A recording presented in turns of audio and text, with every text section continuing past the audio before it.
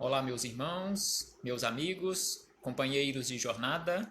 Aqui estamos chegando mais uma vez para mais um momento de estudo, mais um momento de reflexões acerca do Evangelho de Jesus à luz da doutrina espírita.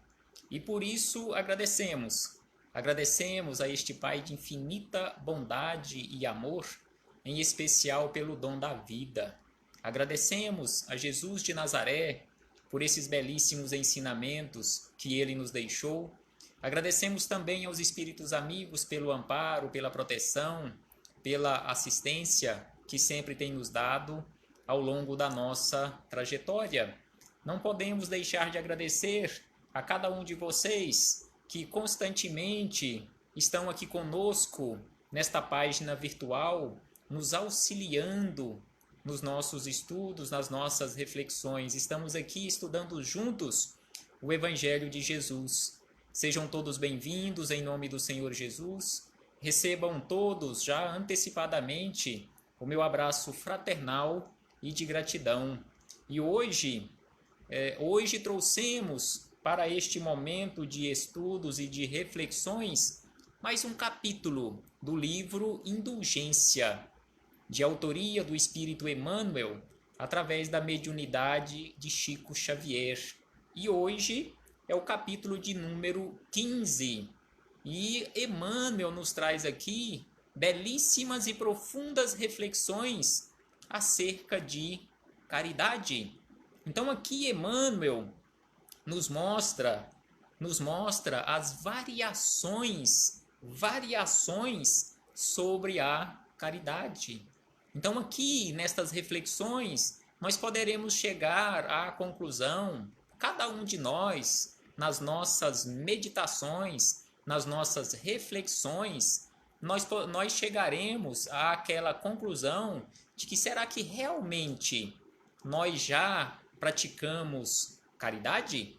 Então Emmanuel, ele começa nos lembrando da seguinte maneira: caridade que anuncia os próprios méritos é serviço ameaçado pela vaidade? Então aqui ele já começa nos chamando a atenção que quando praticamos ou quando praticarmos caridade, não saiamos por aí anunciando os nossos méritos ou chamando para nós o mérito por aquele trabalho que nós classificamos como um trabalho caritativo. E aí na sequência ele diz que caridade, aí ele vai colocando aqui vários pontos acerca da caridade, e aí ele diz que caridade que auxilia para furtar-se às obrigações do trabalho é inclinação à preguiça. Então aqui ele nos chama a atenção para aquela necessidade da realização dos nossos trabalhos comuns, o cumprimento das nossas obrigações e, além disso, nós praticarmos a caridade. A caridade ela não pode ser encarada e praticada por nós como sendo esta válvula de escape para nos furtarmos das nossas obrigações. Sem sombra de dúvida que Emmanuel está certíssimo, mais uma vez. E aí ele diz ainda que caridade que se expressa para dominar o pensamento e a conduta dos outros é tirania do espírito. Então, a caridade que se expressa para dominar o pensamento das outras criaturas, sem sombra de dúvida que é um ato de tirania daquele que a pratica. E ele diz ainda na sequência que caridade que ampara, com o objetivo de se mostrar superior, é fruto isolado em espinheiros do orgulho. Então aqui ele nos chama a atenção e nos conclama para a prática da verdadeira caridade, que nós, quando praticarmos as nossas caridades, não nos coloquemos e também não tenhamos como objetivo nos mostrar ou nos colocarmos naquela condição de superioridade às outras pessoas, em especial àquelas criaturas que porventura nós estejamos auxiliando. quem é que está superior ou numa condição superior a outra criatura? Será que aquele que está auxiliando, será que moralmente falando, ele está numa condição de superioridade àquela criatura que está sendo auxiliada naquele momento? Será que aquela criatura que está sendo auxiliada naquele momento, moralmente falando, não está numa condição bem superior à nossa? Quando nos colocamos, principalmente quando nos colocamos numa condição de superioridade, nos achando superior a outra criatura que, materialmente falando, está caída, aí ele diz na sequência ainda que caridade que pede remuneração é fonte poluída pelo fel da exigência. Então aqui nós podemos perfeitamente lembrar aquelas palavras de Jesus sobre dai com a mão e que a outra não saiba. Ou seja, não é necessário de forma alguma esperarmos com a outra mão, não podemos de forma alguma esperarmos com a outra mão uma recompensa, até mesmo aquelas taxas de gratidão, conforme os espíritos amigos nos chamam a atenção. E aí é importante, já que estamos falando de caridade, e sempre que falamos de caridade, é impossível nós deixarmos de lembrar da questão 886 de O Livro dos Espíritos, onde nós encontramos aquele questionamento que Kardec fez à espiritualidade sobre o verdadeiro sentido da palavra caridade, como a entendia Jesus. Como entende Jesus? Qual é o verdadeiro sentido da palavra caridade? Qual foi o tipo de caridade que Jesus praticou aqui na Terra? Sem sombra de dúvida, que Jesus praticou esta caridade abundantemente, exemplificando constantemente para nós, e que é a caridade mais difícil de ser praticada, que é a caridade moral. E aí os espíritos amigos nos dizem que a caridade, conforme entende Jesus, é aquela benevolência constantemente para com todos, indulgência para com as imperfeições alheias e o perdão das ofensas. E em se falando de caridade, já que abrimos aqui esse parêntese para a questão 886, é importantíssimo nós lembrarmos aquele belíssimo poema, pode sim ser classificado como sendo o mais belo poema feito, elaborado sob inspiração superior, sem sombra de dúvida, por Paulo de Tarso, aquele poema em relação à caridade, naquela primeira epístola de Paulo aos Coríntios, começando lá no capítulo 12, onde ele nos diz da seguinte maneira, para buscarmos constantemente alcançarmos as aspirações superiores. E aí na sequência, lá mais adiante, ele nos fala sobre aquela questão dos dons das profecias, de ele ter toda aquela fé, mas se não tiver caridade, sem sombra de dúvida, que de nada valeria, mesmo que ele distribuísse todos os bens, mesmo que ele entregasse o seu corpo para ser queimado, se não tivesse caridade, de nada também valeria. Lá mais adiante ele nos diz que a caridade, em que inclusive aqui no final dessa mensagem de Emmanuel, ele praticamente repete essas palavras de Paulo, e Paulo nos diz que a caridade ela é paciente, a caridade ela é bondosa, a caridade não tem inveja, a caridade não é orgulhosa e nem muito pouco e tão pouco ela é arrogante. Ele nos diz ainda que a caridade, a verdadeira caridade, não é escandalosa, não busca os seus próprios interesses. A caridade verdadeira não se irrita, não guarda rancor, não se alegra com a injustiça, mas se rejubila com a verdade, sem sombra de dúvida, que esta é a verdadeira caridade. E ainda Paulo de Tarso nos diz que a caridade tudo desculpa, tudo crê, tudo espera, tudo suporta. A caridade jamais acabará. As profecias desaparecerão. O dom das línguas cessará e o dom da ciência findará. Mas aí ele diz lá no final da sua mensagem que por ora, subsistem a fé, a esperança e a caridade. As três. Porém, a maior delas é, sem sombra de dúvida, a caridade. Do que adianta nós termos fé, termos esperança, ou dizermos que temos fé e temos esperança e não praticamos a caridade? Sem sombra de dúvida que de nada valerá. É por isso que Paulo aqui nos lembra que a caridade é a maior de todas. E aí voltamos, fechamos aqui este parêntese e voltamos às palavras de Emmanuel, onde ele nos diz o seguinte, que caridade verdadeira, é aquela que nós praticamos, conforme iremos citar aqui na sequência outras questões do Livro dos Espíritos, aquela caridade que praticamos de forma desinteressada. Aí ele diz que caridade que dá para receber é bondade com propósitos subalternos. Então, aquela caridade que nós praticamos e esperamos receber um dia alguma coisa em troca daquela criatura para com a qual nós praticamos a caridade ou que achamos que praticamos a caridade, sem sombra de dúvida que esta caridade tem propósitos subalternos.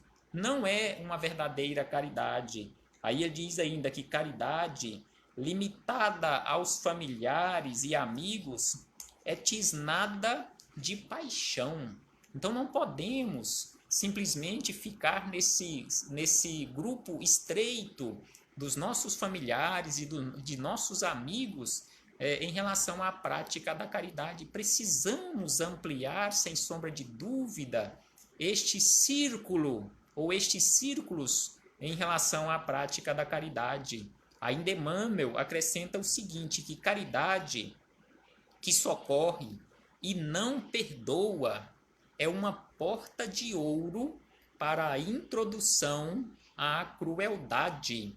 Então, do que adianta nós praticarmos ou acharmos que estamos praticando caridade, mas nós não perdoamos a menor ofensa de um companheiro de jornada? Então, ele nos diz que aquela caridade que apenas socorre, mas que não perdoa, sem sombra de dúvida que é uma porta de ouro constantemente aberta à introdução à crueldade. Caridade com repetidas lamentações é caminho para o desânimo. Então aqui ele nos chama a atenção, em especial, para aqueles trabalhos caritativos em que nós realizamos, mas lamentamos constantemente. Lamentamos e reclamamos a oportunidade de realizarmos aquele trabalho. Então, sem sombra de dúvida que se estivermos realizando este tipo de trabalho, que classificamos como sendo um trabalho caritativo, mas fazemos desta forma, nos comportamos desta forma, lamentando constantemente, é caminho para o desânimo, é caminho para a desistência. Em um futuro bem próximo, logo desistiremos daquele trabalho, porque o trabalho caritativo, ele tem que ser realizado com bom ânimo, ele tem que ser realizado com esperança, com fé e com felicidade verdadeira. E ele nos diz ainda que caridade que beneficia desesperando, é inquietação e impaciência. Então não podemos de forma alguma beneficiarmos alguns e levarmos de desespero a outros. E aí ele diz ainda na sequência o seguinte, lembrando aqui as palavras que lemos anteriormente de Paulo de Tarso. Aí ele diz que a caridade legítima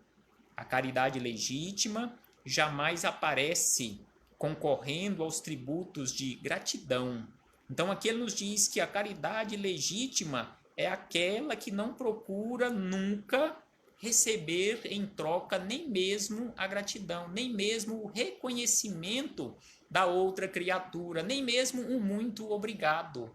E em muitas situações nós achamos que estamos fazendo caridade, auxiliamos alguma criatura, e às vezes a criatura, às vezes até por esquecimento, ela não nos dirige um obrigado ou muito obrigado, algum agradecimento, e aí nós ficamos lá no nosso interior ou até mesmo verbalizamos, pô, mas que ingrato, nem falou nada, nem me agradeceu, não vou ajudar mais. Então aqui Emmanuel nos fala que não podemos esperar nada. Aí ele usa aqui tributos da gratidão.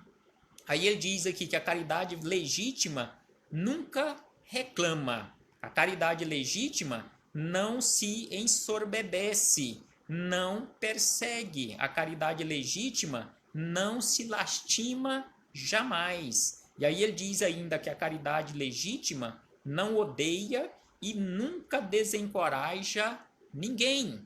Então, quando estivermos conversando com alguém e dirigirmos àquela criatura alguma palavra de desânimo, sem sombra de dúvida, que não estaremos realizando nenhuma caridade. E aí ele diz aqui para encerrar a sua mensagem, ele diz da seguinte maneira: se desejamos realmente caminhar em companhia da divina virtude, ou seja, da divina caridade, cultivemo-la em silêncio.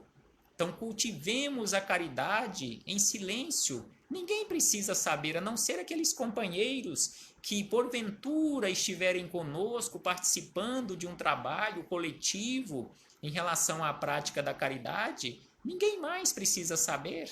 Às vezes, grupos do mesmo centro espírita, da mesma agremiação caritativa, grupos diferentes, eles nem precisam saber, a não ser que sejam para aquelas permutas de experiências, mas não precisamos ir lá na tribuna e falarmos aos quatro ventos todo o trabalho que foi realizado, a não ser, como falamos, para aquela divulgação, para angariar outros trabalhadores para a realização do trabalho, que, como nós sabemos, está em falta e muito em falta trabalhadores para essa quantidade de trabalhos que existem na seara do bem, na seara do Cristo. São tão poucos os trabalhadores e esta seara é imensa. E aí ele diz ainda na sequência, vamos voltar aqui para vermos o sentido da frase, que paramos pelo meio. Se desejamos caminhar em companhia da divina virtude, cultivemo-la em silêncio no coração, à maneira do herói do amor infinito, que, para revelar-nos a caridade pura, entregou-se confiante à vontade de Deus pela morte na cruz. Então aqui ele traz como exemplo, como nós sabemos, aquele modelo e guia de todos nós, e aí ele dá o nome de herói do amor infinito, Jesus de Nazaré, como sendo este maior exemplo da prática da mais pura caridade. Então, que possamos realmente ter na figura de Jesus e modelarmos a figura de Jesus no nosso interior e usando os seus exemplos, conforme nós encontramos nos evangelhos, para a prática da verdadeira caridade. E aí, para encerrarmos as nossas reflexões, ainda iremos citar aqui duas questões de O Livro dos Espíritos, que nos fala exatamente sobre virtudes e os vícios, ou seja, fala mais especificamente desses vícios que atrapalham tanto a prática da verdadeira caridade. E a questão 893, Kardec questionou o seguinte: qual a mais meritória de todas as virtudes? E aí os espíritos amigos começam a responder-nos da seguinte maneira: toda virtude tem seu mérito próprio, porque todas indicam progresso na senda do bem. Então ele nos diz que toda virtude tem seu mérito, porque se estamos já construindo virtudes no nosso interior, é sinal de progresso que estamos ou que estaremos realizando. Aí ele diz na sequência, os espíritos amigos nos dizem na sequência, que a sublimidade da virtude, porém, está no sacrifício do interesse pessoal. Ou seja, você deixar de pensar em você para pensar nos outros. Sacrifício do interesse pessoal pelo bem do próximo, sem pensamento oculto. E aí ele diz na sequência, a mais meritória é a que se assenta na mais desinteressada caridade. Então, a mais meritória de todas as virtudes é aquela que se assenta na mais meritória ou na mais desinteressada caridade. E ao contrário, na questão 895, Kardec questionou o seguinte: ele faz uma afirmativa e depois faz o questionamento, posto de lado os defeitos e os vícios acerca dos quais ninguém se pode equivocar. Sim, sem sombra de dúvida, ninguém pode se equivocar. Qual o sinal mais característico da imperfeição? Então, nós vimos na questão 893 que a mais meritória de todas as virtudes é aquela caridade praticada de forma desinteressada. Mas, ao contrário, aquela característica, aquele sinal mais característico da imperfeição, os espíritos amigos nos dizem que é exatamente o interesse pessoal. Então, aquele mais característico da imperfeição, o sinal mais característico da imperfeição é o interesse pessoal quando nós auxiliamos uma criatura, um companheiro de jornada, de forma interessada, ou seja, aquilo lá não passou de uma esmola.